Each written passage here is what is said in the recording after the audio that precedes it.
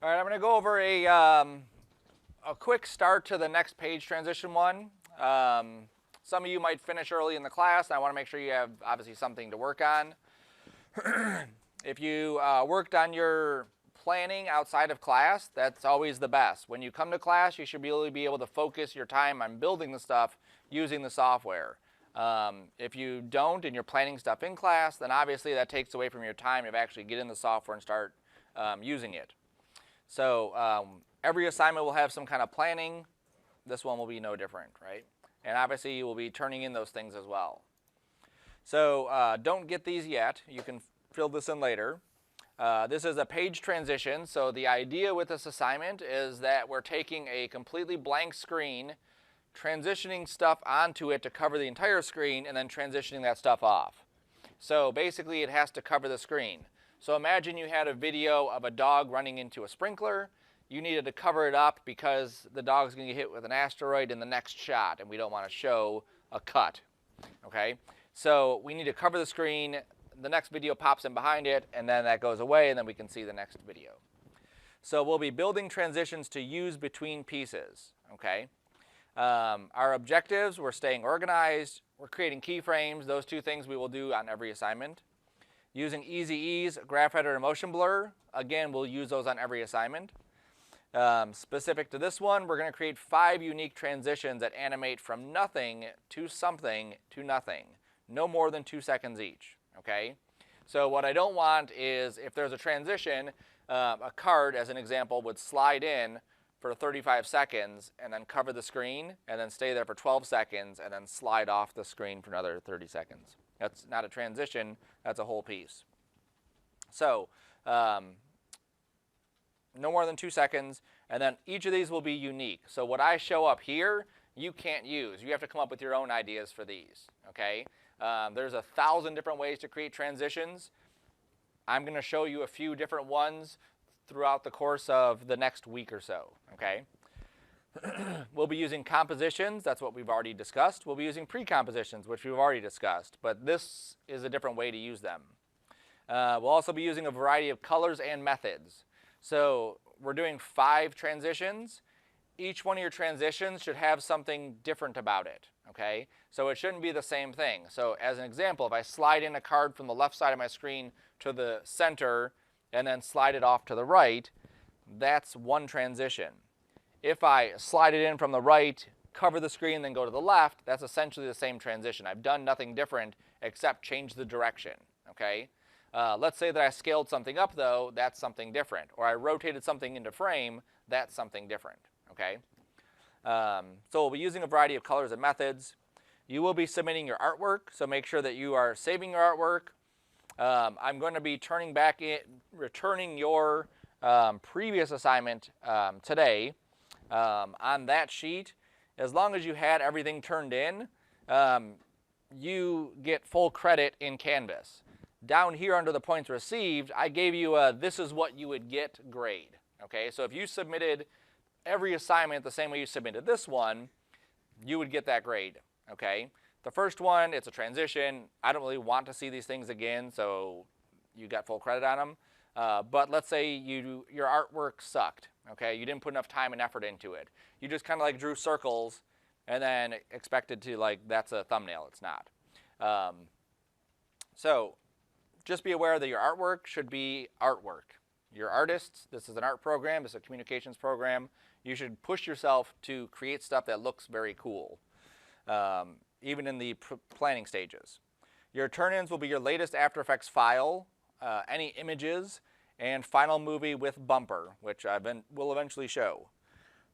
Your movie will have the page transitions with the title bumper at the beginning. So the title card we're working on now, basically that will be the beginning of our animation, and then we will transition to our transitions, okay? So you actually get to put them into practice. MACA 1900, 6 points possible. Any questions on the sheet? No? Good.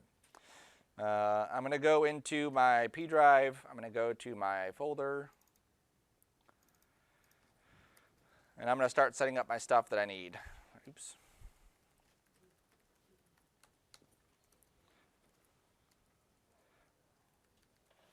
So right now I know that I'm going to need 2 folders. I'm going to need a project folder to throw my project into. I know I'm going to need a movies folder to put my movie into. Okay, organization will be key for every assignment. The further we get into this class, the more folders we're going to need, the more things we're going to be utilizing. If I was using sound, I would have a sound folder. If I brought in artwork or textures, I would have an artwork or textures folder there. Okay? Yes, sir. What is the sound from our title card? Would that have its own folder, or That would, yeah.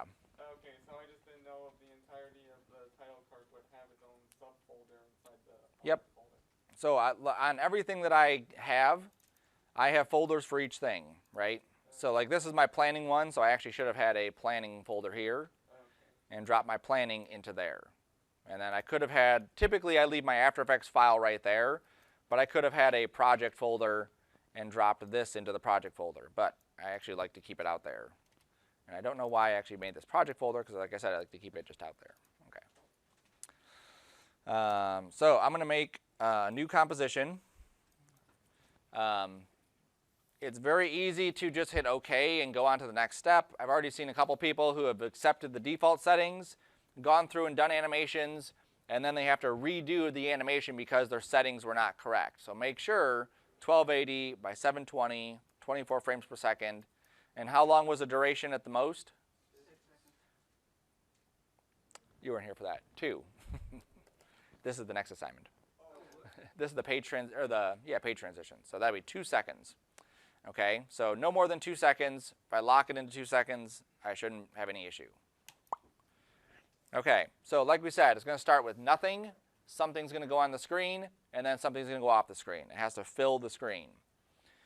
So we know how to use layers. We know how to use shapes, okay, or solids and shapes. You can use either one. I'm going to just create just some basic ones just so you can see it. So I'm going to create a solid. I'm going to pick a color. I'm going to start off with a very vibrant color that doesn't hurt my eyes like that. There we go. And maybe go to the hue and push this over to the blue area. Okay. So there's my bright color. It's very bright for a Wednesday morning. I'm going to go to my position, and I'm going to keyframe this sliding from off screen onto screen. And if you remember our background, that's essentially what I did with the background, right? I animated it sliding from off screen on screen. So I'll go up to, let's say, 16 frames, slide this back on, make sure it's exact.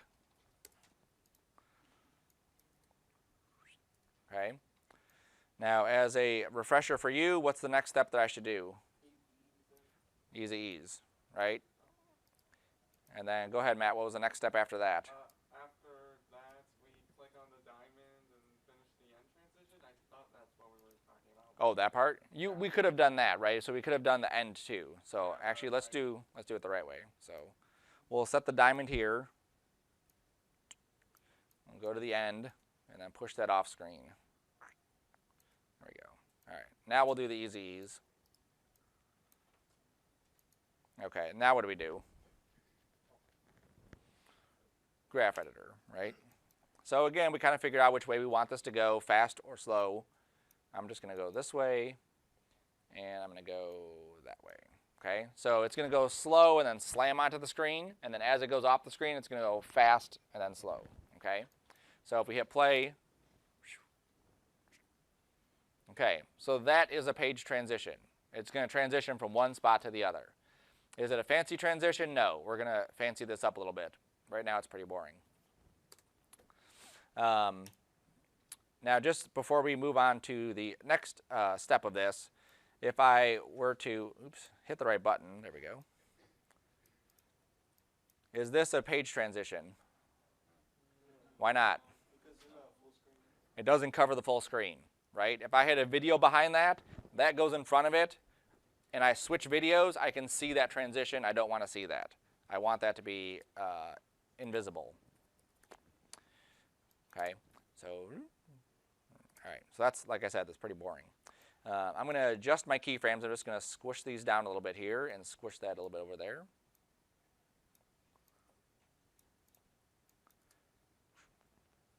Okay, not very exciting still, let's just squish that even further. I'm going to go to like 8 frames here and then squish this down to about that many frames. Okay, and I can adjust that after. All right, so that gives me a page transition. Again, it works, but it's not fancy. The next step will make it fancy. I'm going to take this and duplicate it that many times. Anytime you do what I'm going to show here, you want an odd number. For whatever reason, the OCD side wants even numbers, but the artist wants the odd numbers. So we have to go with odd numbers. So odd numbers it is. I'm going to turn off the eyeballs here just so we can see what I'm doing. I'm going to turn on the layer above it, and I'm going to change the color. So I'm just going to maybe saturate this a little bit more, and then maybe darken it a little bit. Bless you. And then I'm going to do the same thing to the next one. Go to the next one. I'm going to darken it some more, and then saturate it some more. And I'm just going to verify, yep, those are definitely darker. Next one's here. And remember the hotkey is Control-Shift-Y, or you can go to Layer, Solid Settings, and then change it from there. So saturation, darkness.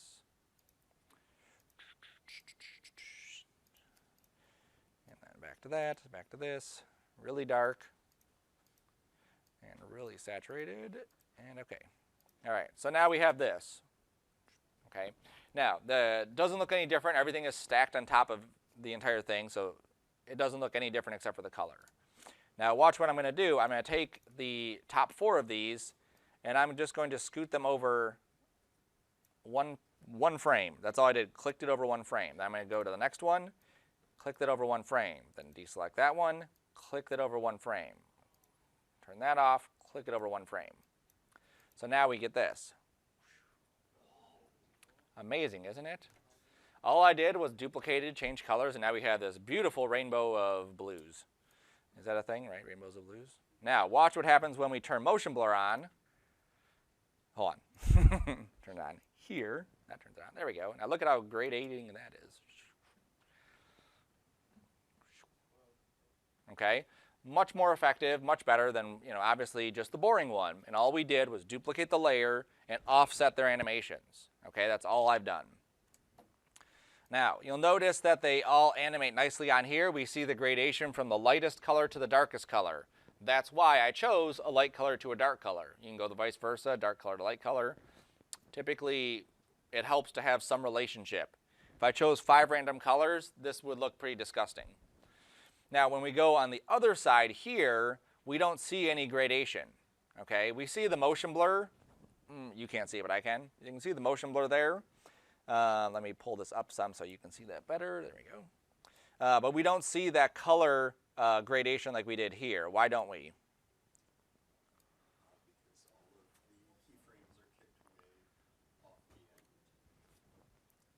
Look which one animates first. Yep. So the bottom one is on the bottom.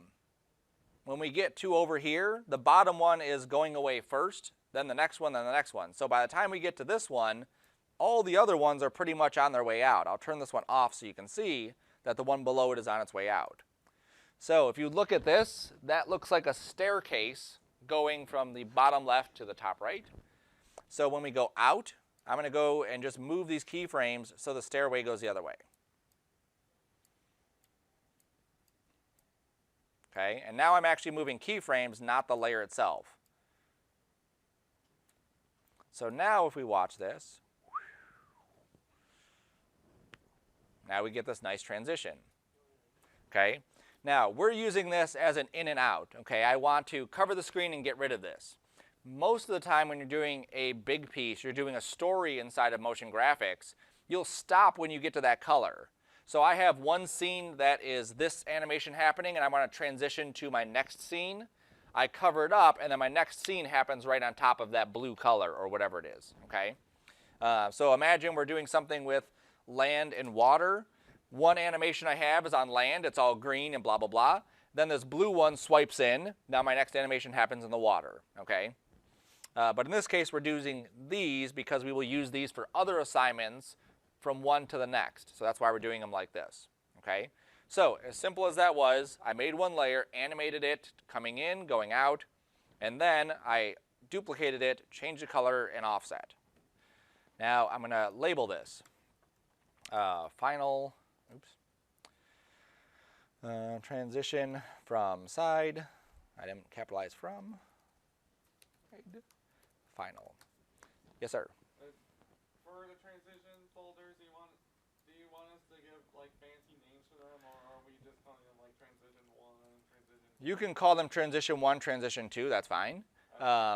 I don't care about the exact name of them, but I would recommend putting the word final at the end of the one that is actually a final one. Okay, so this animation here I would use as an actual full-blown this is the animation.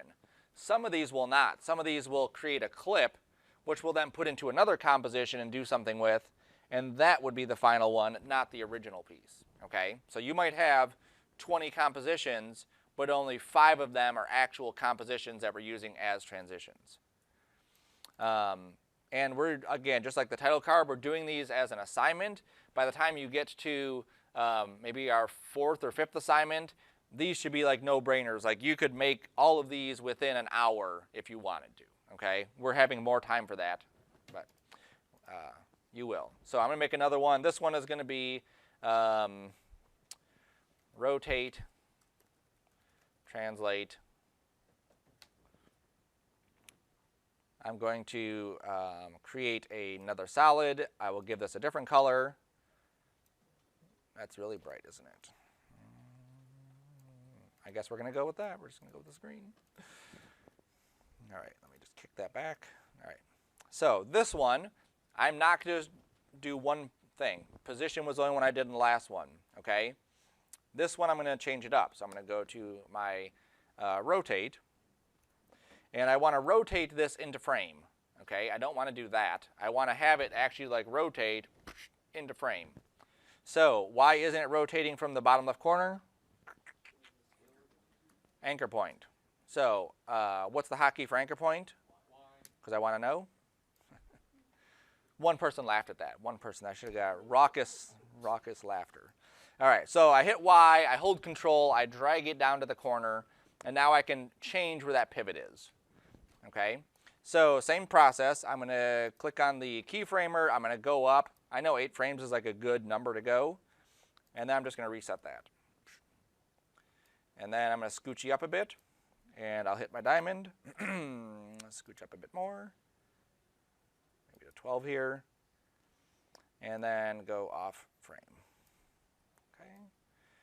And then I go to my ease. I go to my graph.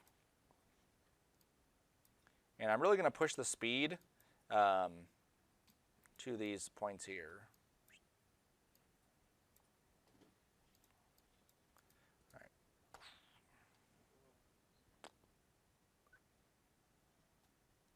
Okay, so that definitely works. I think here I'm kind of missing something, like it's happening too quick. It is. So let's go back to that, and let's maybe just soften that a little bit more, or move the speed to the other side of it. There we go. That seems much better, much softer. Okay.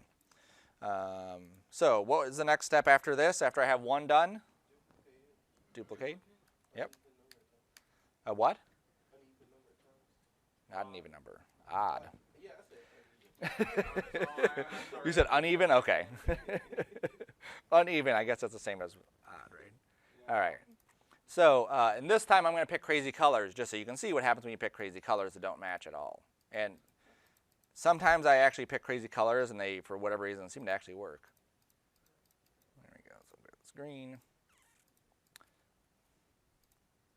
Let's go with that.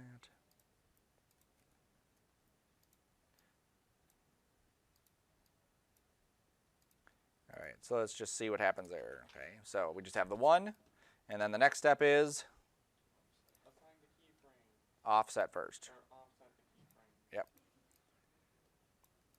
So typically what people do who like to do it the hard way is they will create all 5 layers, and they will try to manually keyframe all 5 layers. I don't know why you do. So however you want to do them as long as they look good. I'm showing you the best way to do it. You do it your way. What do I know? And then I'm offsetting these ones because we know we have to offset those as well. Yeah, oh, it's so disgusting. It is, right? Which is, again, why we pick colors that seem to blend together, right? I pick green and I get shades of green. I can do different saturations, different brightnesses. That seems to work. Or I leave the saturation and brightness alone and I pick different colors, and that seems to work too. But it doesn't work when you're picking different hues, saturations, and values. Yes, sir? So say you want to use like a certain type of color palette, you like look it up online, because like say you want it to look like feel like a certain way, and you choose a color palette that you find online. Can you use that? Yeah. There's nothing wrong with using a specific color palette. Like if I like this one, I'll just slide it off screen, and then I'll use my eyedropper and pick that color.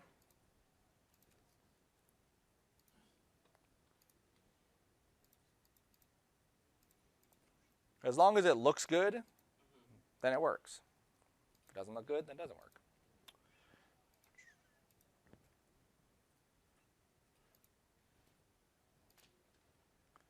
And I'm actually getting a different color than what I'm picking, which is kind of weird. That's weird. It is. Because of hue and saturation. It shouldn't be, because that eyedropper should pick the exact color. Like this is, you see how bright these are? I guess that matches on this screen. It's just on that screen it's a lot brighter. Never mind. Didn't you brighten it up so we could see it? I fixed that. But that would only affect this. Or sorry, it would only affect this area here. That doesn't affect the swatches down there. All right. So that looks pretty decent, right? Those colors seem to blend nicely together. And you'll find like this is like a nice way to also experiment with different colors, find different things that you like, different things that look good. Some things will look good on print, some things will look good in a still on a screen, some things will look good in a video. They don't always go together, okay? So that looks pretty decent. Now, what's wrong with this so far?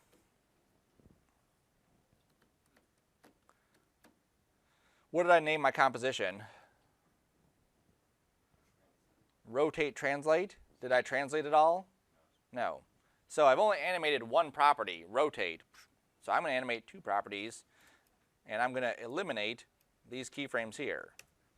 Now, if I decide that I want to undo that, I could delete all these except for one, do it to just the one, and then recopy it, rechange the colors. You don't have to do it like that, but you can. Okay, I'm just going to jump in here and just animate these manually like this. But you'll see all the extra work that I have to do, because now I have to go to each one of these and ease these again, go back into this, grab that, scooch that over. Then I have to go back to this and then offset, and then go to this one and then offset that again. So there's work either way if you make a mistake and you don't want to undo it, but definitely start doing it the correct way before you get into messing up, right? Sweet. Okay, now one more. That one's good. Let's rename this one Final. Drop it into our comps folder. And then we'll make one more of these, and this one will be scale and rotate. 1280, 720, 2 seconds, okie doke. I'm going to make a solid. We will start off with, let me find a different color palette since we're on color palettes. Yeah. I like that one. This is 8 color palettes I need, so I'm going to have to use this one then, because I need this one. All right, so I'm going to start with this color. Now, we rotated, we positioned. Obviously, we could scale too. Don't do opacity. Opacity is one of the boring ones. Unless you had something else going on with it, like it's like flickering and building up, that could be a cool one. Typically, it's not. This is the most boring basic one, right? So I'm going to use scale. Now, I'm not going to use both of these scales. I'm going to use one at a time. So the first thing I'm going to do is scale this like that. So this is going to be 2, and this is going to be 0. Okay, now notice when the one is 2 and the other one is 0, we don't see anything on the screen because it's 0. It's flat, it's gone. I'm going to click there. I'm going to go up to, I think 7 in this case. I'm going to set this to 100. Okay, now that sets keyframes for X and Y. So the 2 is locked in, the 100 is locked in. Then I'm going to hold it for a frame, and then I'm going to scooch up a little bit more, and then I'm going to take the 2 and make that 100. Now I'm going to grab the keyframes, easy ease, and then adjust. Green is one of these numbers, red is the other number. Any guesses? Anyone in 3D? Right, but which one's which? RGB, XYZ. So red is always going to be X. Green is always going to be Y. One thing the software companies seem to have agreed upon is to use those. So it doesn't matter for this, but just so you know. So what do I want to do here? I'm going to go fast at the beginning and slow at the end. Now you'll notice I drug this arrow or this handle and nothing happened. I'm dealing with 2 different values here, X and Y, so I might be adjusting the one that doesn't move at that point. So you just grab the other one and then you just scooch that. Same thing on this side. Okay, that one actually worked first time. All right, so now we go here.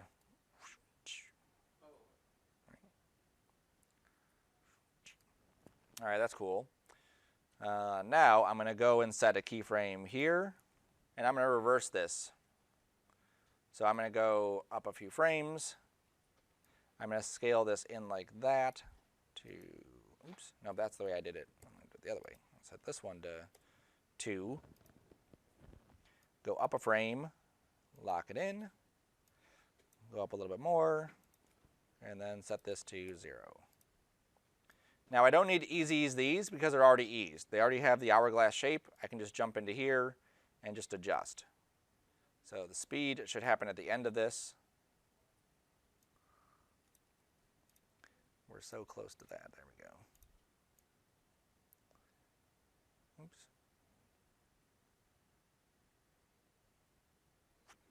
Yeah, I want the speed to happen at the end. No, the beginning, sorry. Speed to happen at the beginning of this. We can adjust, obviously, after. All right, so let's take a look. That was like a TV turn on. Right, that's exactly what it is. Now, why did I add the 1 frame of holding time there? So it could be a transition. So it could cover the screen. Right here. So I added, it goes up like this, and it holds for 1 frame. And then, same thing here. This scales in and holds for 1 frame. Right. It gives us a second to process it. If we don't have that keyframe, it's going to look like they're kind of like going at the same time, but they're off. If I allow that stop, it's like, now watch this, now watch that. Okay? Now we offset.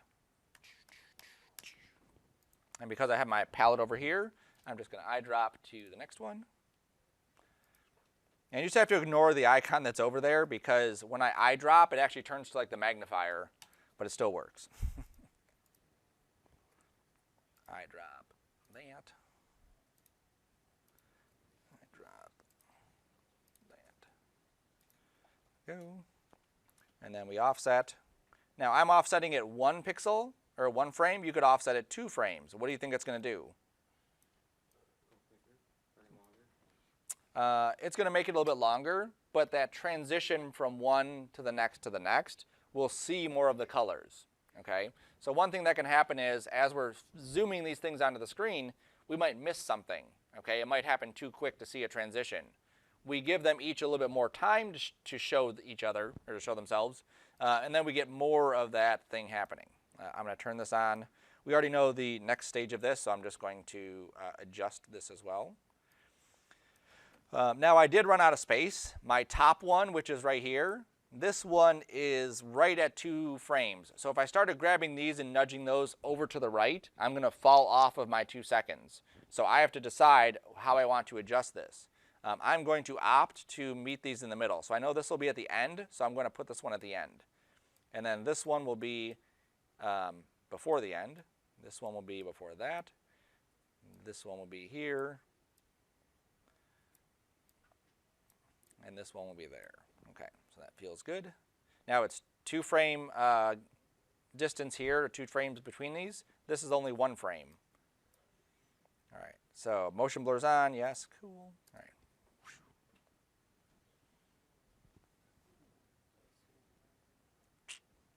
For a second, it looks like the Eye of Sauron. Right?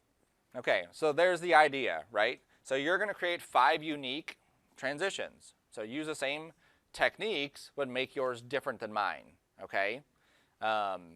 We will get into more techniques next class. We'll get into more techniques the class after.